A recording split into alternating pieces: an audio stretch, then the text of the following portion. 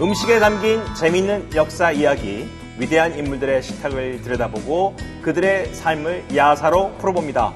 음식과 역사의 신선한 만남. 안녕하세요. 국방야사 진행을 맡은 한창원입니다. 먼저 국방야사 본격적으로 시작하기 전에 함께 해주실 분들 소개해드리겠습니다. 역사 이야기 맛깔나게 해주시죠. 역사 전문가입니다. 임동현 교수님 나오셨습니다. 예, 안녕하세요. 신한대학교에서 서양사를 가르치고 있는 임동현입니다. 오늘도 역사적 사실과 야사를 버무려서 즐거운 시간 보냈으면 좋겠습니다. 네, 그리고 역사 속 음식들을 새로운 감각으로 재현해 드립니다. 국방야사의 메인 요리사죠. 이재범 셰프도 함께합니다. 안녕하세요. 국방야사의 국방 담당 이재범 셰프입니다. 오늘도 역사 속 음식들을 저만의 스타일로 재해석해서 맛있는 요리 만들어 보겠습니다. 네, 음식을 소재로 역사 속 인물들의 삶을 좀 더 야사스러운 관점에서 접근해보는 국방야사입니다. 자, 지금부터 맛있는 음식으로 기분 좋게 배부르고 재밌는 이야기로 뇌 부르게 즐기는 국방야사 시작하겠습니다.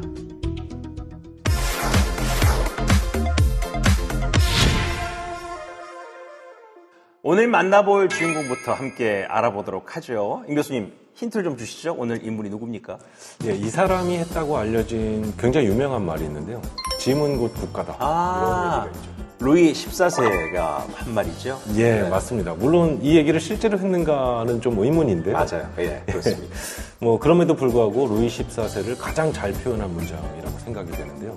프랑스 역사상 가장 오랜 기간 동안 프랑스를 통치했던 왕 루이 14세가 오늘의 주인공입니다.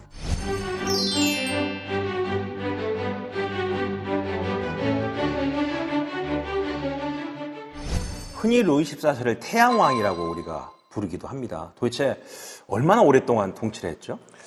예, 루이 14세가 왕위에 오른 것이 1643년이었는데요. 당시 5살의 왕이었습니다. 5살의 아이가 왕이 됩니다. 예, 네. 그리고 세상을 떠났던 것이 1715년인데 77세의 나이로 세상을 떠나게 그럼 됐죠. 몇 년 동안 왕을 한 거예요?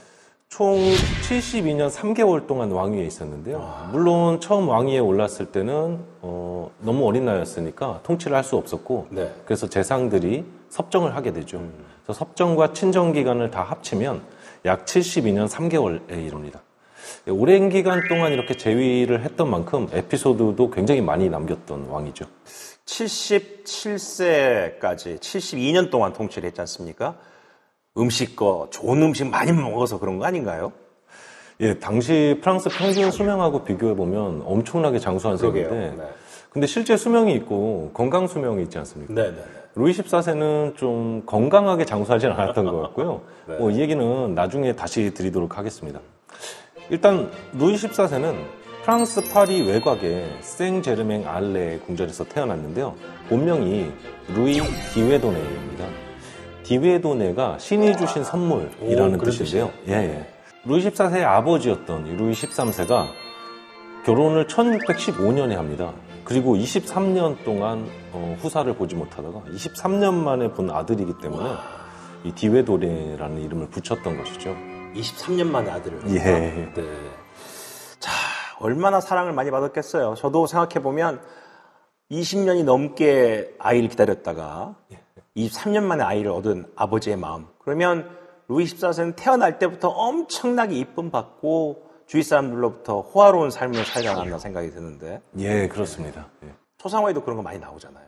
예, 맞습니다. 루이 14세가 지었던 베르사유 궁전 자체가 사치의 상징이었죠. 네. 거기서 입고 다니는 패션, 거기서 먹었던 음식들, 전부 다 화려함의 극치를 보여줍니다.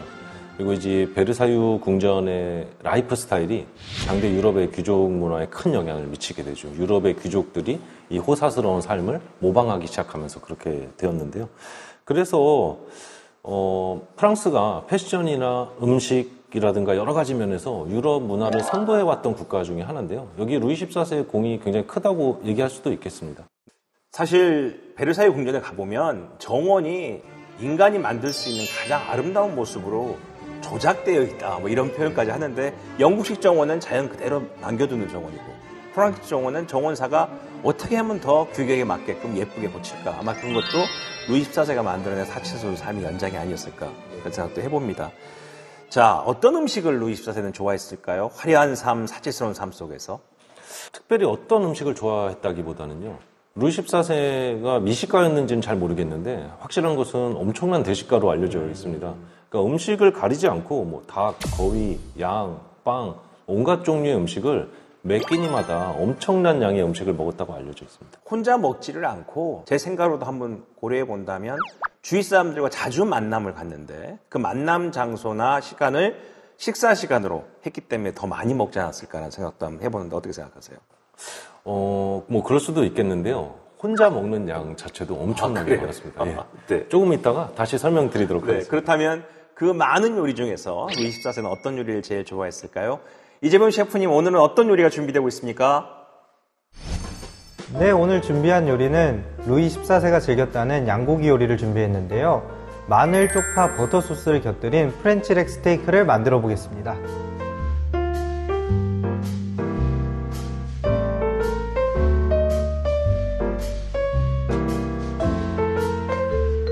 호화로운 궁중 연회를 생각해서 최상급의 프렌치렉을 준비했고요.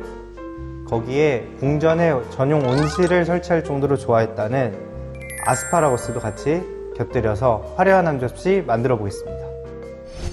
자, 대식가라고 하니까 그 무조건 푸짐하게 한 상 차려주길 저희도 기대하고 있습니다만은 자, 루이 14세에 대해 본격적인 이야기를 해보죠. 우리가 프로그램 시작할 때 루이 14세가 태양왕이었다라고 얘기를 했잖아요. 이 태양왕은 어떤 의미입니까? 궁정의 인테리어나 여러 예식에서 루이 14세가 스스로를 태양과 동일시했기 때문에 붙여진 이름인데요. 네. 원래 태양이라는 것이 고대부터 절대자의 상징이었거든요. 그래서 루이 14세는 태양을 자신이 가진 권력의 표상으로서 채택을 했던 것이죠. 그리고 어렸을 때부터 발레를 배웠었는데요. 오, 그래요? 예. 네. 베르사유 궁전에서 펼쳐지는 공연에서 직접 그리스 신화 속의 태양의 신, 이 아폴론의 모습으로 등장하는 경우도 있었습니다. 네. 루이 14세가 참여했던 이 발레 공연은 그러니까 단순한 오락이 아니고 절대자로서 국왕의 힘이 이 사방으로 뻗어나간다를 보여주는 일종의 전례라고 할 수 있겠습니다. 태양왕, 태양과 본인을 동일시했다. 절대 권력을 만들려고 했던 욕심이 아니었나 생각도 드는데 어떻게 본다면 프랑스의 절대 왕정을 만든 왕이다. 루이 14세가. 그런 생각도 듭니다. 근데 저는 그 과정에서 일부 귀족들의 반발도 반드시 있었을 것인데 그들의 그 반발을 어떻게 그렇게 잘 조율해냈을까요? 루이 14세는 온갖 축제와 오락을 베르사유 궁전 안에 다 모아놓고 당대 프랑스의 지방 귀족들을 다 베르사유로 끌어들였습니다. 그래서 이 귀족들이 베르사유 궁전의 사치, 낭비 이런 삶에 젖어들면서 왕에 대한 도전 정신이 사라지고 점점 순응주의적으로 그러니까 왕에 충직한 신하가 되어가는 것이죠. 그러니까 어떻게 본다면 우리는 강압적인 정치, 강력한 왕권으로 귀족들을 통제했을 거라 생각하는데 전혀 그렇지가 않고 함께 사치하면서 함께 쾌락을 즐기면서 귀족들을 왕권의 하나의 힘으로 또 그런 착각을 할 수 있도록 만들었다. 그렇게 생각하면 되겠네요. 예, 그렇죠. 그러니까 프랑스의 지방 귀족들이 베르사유에 발을 들이는 순간 심리적으로 압도될 수밖에 없었던 것이죠. 예, 루이 14세는 이런 분위기 속에서 대규모의 공연을 개최하고 축제와 연회를 매일같이 열었는데요. 축제의 경우에는 뭐 하루 만에 끝나는 축제도 있었지만 긴 경우 뭐 보름까지 이어지기도 했습니다. 보름까지. 예. 네. 뭐 매일 밤 음악과 춤이 함께하는 무도회, 연회가 열렸고요. 도박판이 벌어지는 경우도 있었습니다. 당시 도박이 귀족 사회에 대단히 성행하던 오락이었으니까요. 사실 역사는 순환한다는 얘기를 많이 합니다. 로마에서도 그랬죠. 로마의 군주들도 그렇게 파티를 많이 하고 많은 음식으로 귀족들을 자기 편으로 만들었는데 프랑스 루이 14세도 완전한 향락 정치를 통해서 귀족들을 원팀으로 만든 게 아닌가 그런 생각이 듭니다. 자, 루이 14세가 얘기를 들어보니까 이 음식 문화, 음식 예절을 권력에 활용했다고 하던데요. 예, 식사 예절을 통해서 그 식사에 참여하고 있는 사람들의 서열을 그대로 보여주는 이런 방식이었는데요. 네네. 식사 때 앉는 의자가 여러 가지 형태가 있었습니다. 그러니까 왕이 앉는 의자와 귀족들이 앉는 의자가 모양이 달랐던 것이죠. 네. 그러니까 왕은 제일 큰 의자. 치사하다. 그래도 그 아주 사소한 거에 사람들은 따라가게 되니까. 그렇게 왕은 팔걸이가 있는 가장 큰 의자에 앉아서 자유로운 자세로 식사를 즐겼던 반면에 왕 다음에는 이제 왕족이 앉았고 그렇죠. 그다음에 이제 귀족들이 앉았는데 귀족들은 이 식탁 모퉁이에 우리가 스툴이라고 하죠. 등받이가 없는 의자에 그냥 쪼그려 앉아서 식사를 했어요. 엉덩이만 거칠 수 있는 의자를 말씀하시는 거죠. 예, 그리고 식사의 양도 차이가 있었는데요. 예를 들면 식사에 고기가 서빙된다고 하면 이 서빙되는 고기의 양이 왕족, 귀족 순으로 달랐습니다.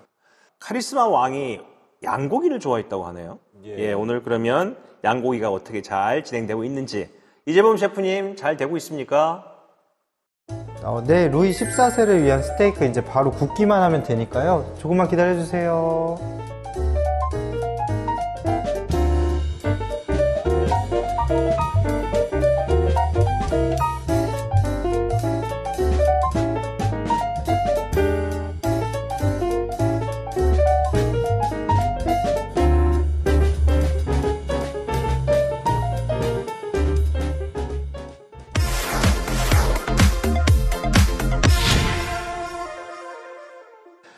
자, 이번에는 대식가라고 불리웠던 루이 14세의 음식, 요리, 그리고 식사에 대해서 알아보겠습니다. 도대체 얼마나 먹고 살았지요?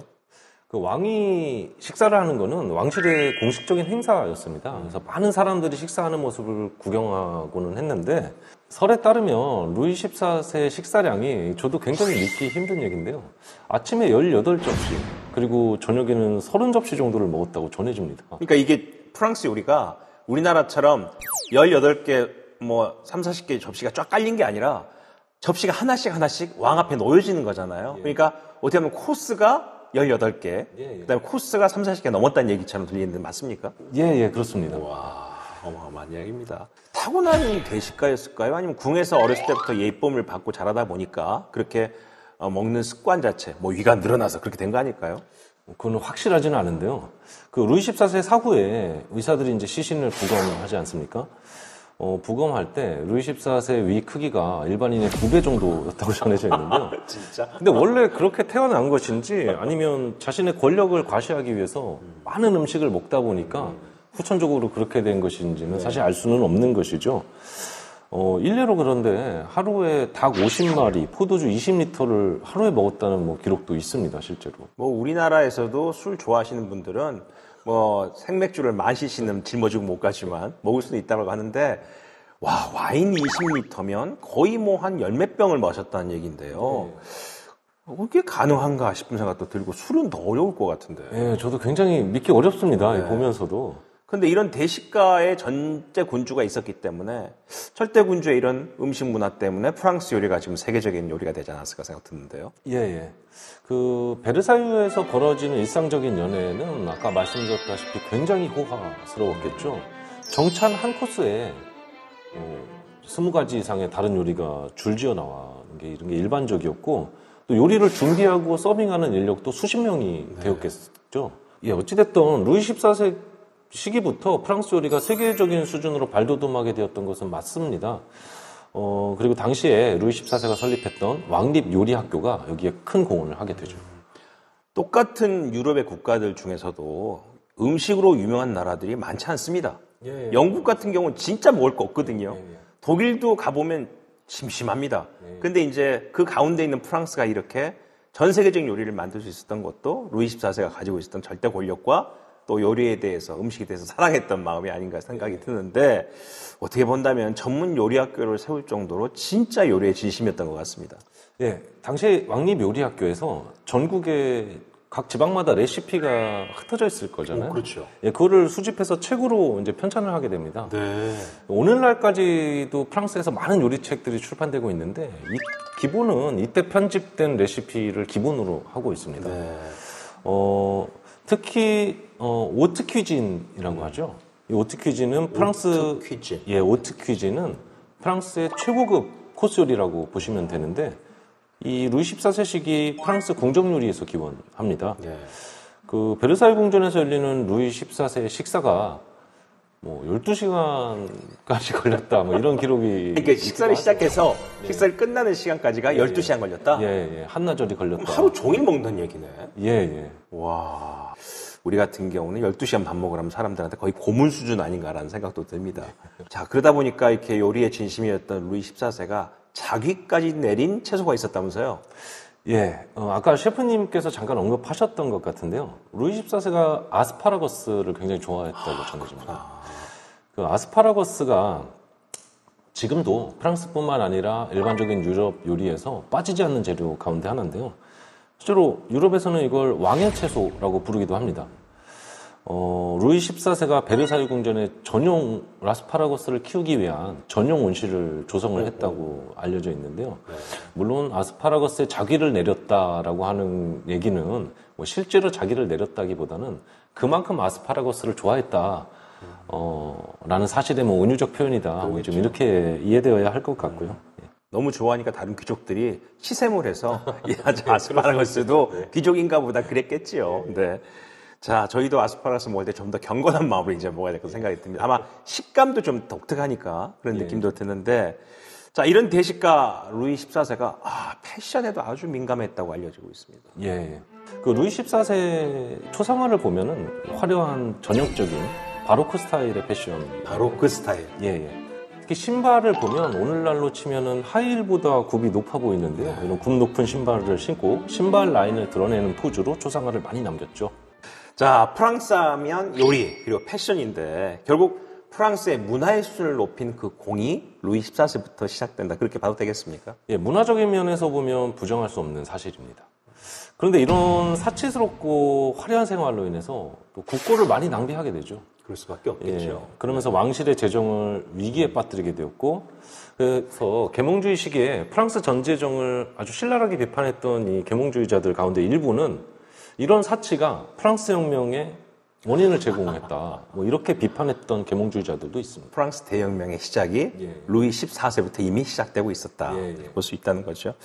충분히 그 당시의 시대 상황을 본다면 그런 부정적인 판단도 가능할 거라 생각이 듭니다. 요리와 역사의 신선한 만남, 쿡방야사 여러분 함께하고 계십니다. 오늘은 태양왕이라고 불렸던 루이 14세에 대한 아주 재미있는 음식과 패션에 대한 이야기 임동현 교수님과 함께하고 있습니다.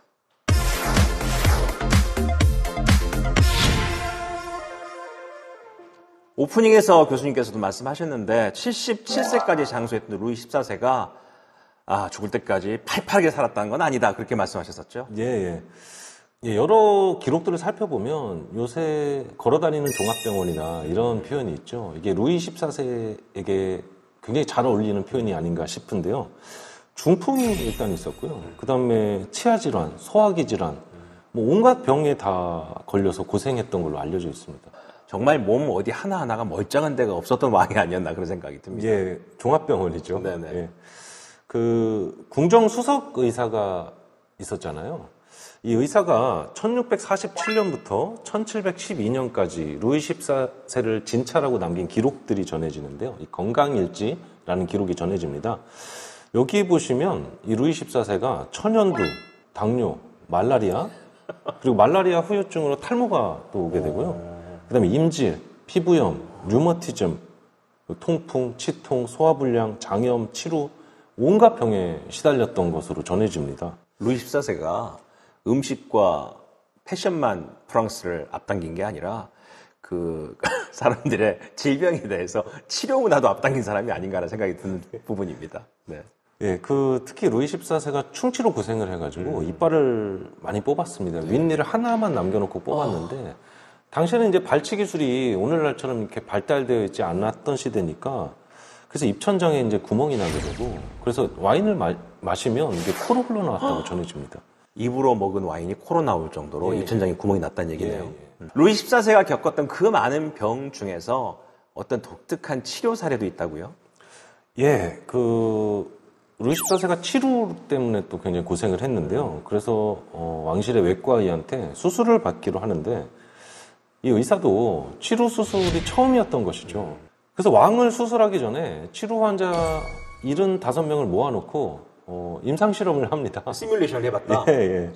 이야. 그래서 이 사람들에게 치료 수술에 실제로 쓰이는 뭐 진정제나 연고, 스포, 그다음에 찜질, 사혈 이런 것들을 직접 실험을 했고 이제 온천이 얼마나 치료에 효과가 있는지 확인하기 위해서 온천 2곳에 이 환자들을 보내서 관찰하기도 했고요. 그런데 결론은 이 모든 방법이 백약이 무효하다라는 결론이었고요. 그래서 수술을 할 수밖에 없었습니다. 그러나 어쨌든 수술은 성공적으로 끝났고 그래서 루이 14세가 이 수술을 집도했던 집도의한테 어마어마한 금액의 토지를 하사했다. 이렇게 전해집니다. 다 공평한 것 같아요. 신이 내린 권력을 많이 가진 것만큼 스트레스도 많을 것이고 몸에는 그러한 병이 생길 것이고 그런 생각이 듭니다. 골골 80이라고 사실 이 사람은 77세 죽을 때까지 계속 루이 14세는 아팠다는 얘기 아닙니까? 예. 자, 결국 그러면 77세 마지막의 모습은 어땠습니까? 이 루이 14세의 말년은 굉장히 비극적인 모습이었는데요. 먼저 그 아들이었는데요. 그 그랑도팽 루이라는 이 왕세자가 천연두로 세상을 떠나게 됩니다. 그렇죠. 예. 그리고 1년 뒤에는 손자가 홍역으로 급사하게 됩니다. 그리고 증손자도 천연두로 사망합니다. 자기 후손들이 계속해서 이제 세상을 떠나게 되고요. 그래서 왕위 계승을 할 만한 이 적통이 둘째 증손자였던 루이 15세만 남게 되는 것이죠. 그래서 루이 15세가 루이 14세의 뒤를 이어서 왕위에 오르게 되는데 공교롭게도 루이 15세가 왕위에 올랐던 것도 루이 14세와 마찬가지로 5살의 나이였습니다. 그러니까 우리가 볼 때 루이 14세, 루이 15세는 아버지와 아들 관계라고 생각을 하는데 예. 결국은 그 아픔 속에서 수많은 아이들을 보내고 자기 증손자를 왕을 만들 수밖에 없었다. 그것도 5살짜리 자랑 똑같은. 그래서 루이 14세, 루이 15세가 명칭이 됐다는 생각이 드네요. 어떻게 본다면 몸보다 마음의 고통이 더 큰 왕이 아니었을까 측은하기도 합니다. 자, 루이 14세는 죽은 후에도 평안하게 잠들지 못했다. 그렇게 전해지고 있습니다. 무슨 이유입니까? 예, 이 2010년에요. 프랑스 언론에서 재밌는 보도가 나오는데요.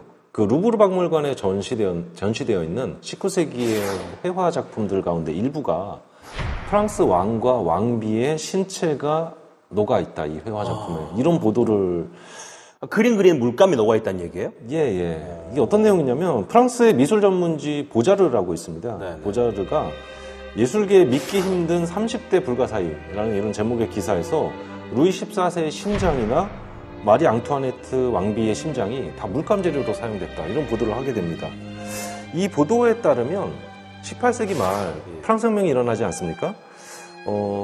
그 뒤에 이 왕족의 시신들을 전부 다 한국으로 치면 부관 참시하라, 전부 다 없애라는 명이 떨어졌는데, 당시 경제적으로 궁핍했던 일부 화가들이 심장을 따로 갈아서 그림에 쓰이는 염료로 사용했다는 것이죠. 이걸 없애지 않고.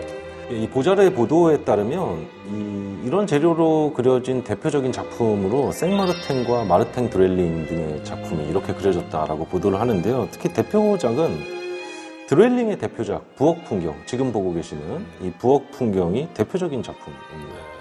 부관 참시, 그 죽은 사람의 묘를 파내서 그 사람의 시체를 다시 해야 하는 행위인데, 정말 듣기만 해도 루이 14세의 권력이 얼마나 무한하고 자기는 끝까지 다 권력이 있을 줄 알았지만 허하다는 생각도 한번 해봅니다. 자, 모든 인간이 군림한 절대적인 군주로서의 루이 14세의 일생, 사실은 본인은 신으로 포장하려고 했고 마지막까지 화려하게 죽으려고 했지만 결국 그렇게 되지 못한 루이 14세의 파란만장한 삶을 오늘 교수님께 전해 들었습니다. 자, 쿡방야사 음식도 거의 된 것 같은데요. 셰프님, 음식 다 됐습니까?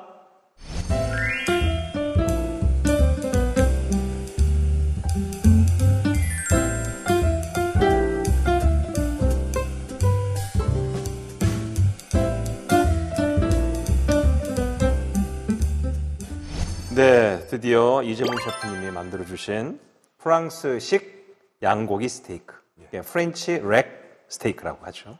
드디어 완성됐습니다. 근데 향이 너무 좋죠. 예, 이게 비주얼도 진짜 왕이 먹는 요리 같습니다. 그렇죠. 예, 그리고 향이 너무 좋고요. 예. 같이 있는 양고기 스테이크. 한번 드셔보시죠. 예.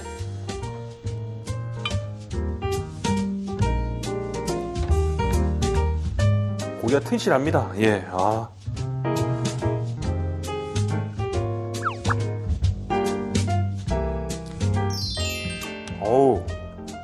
양고기를 제가 그렇게 잘 못 먹는데 양고기 냄새가 안 나고 너무 맛있고요. 식감도 좋고.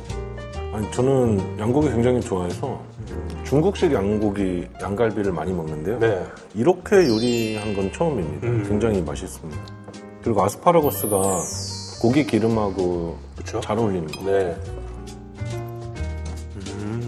루이 14세는 이런 거를 20개를 먹었다는 얘기 아니에요? 종류가? 이야, 참 아플만 하다.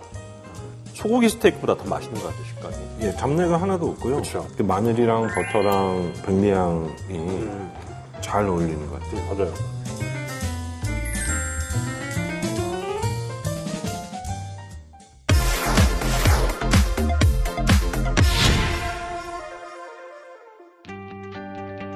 대가들이 사랑한 소울푸드를 통해서 그들의 삶을 들여다본 국방야사. 오늘은 루이 14세의 삶을 함께했습니다.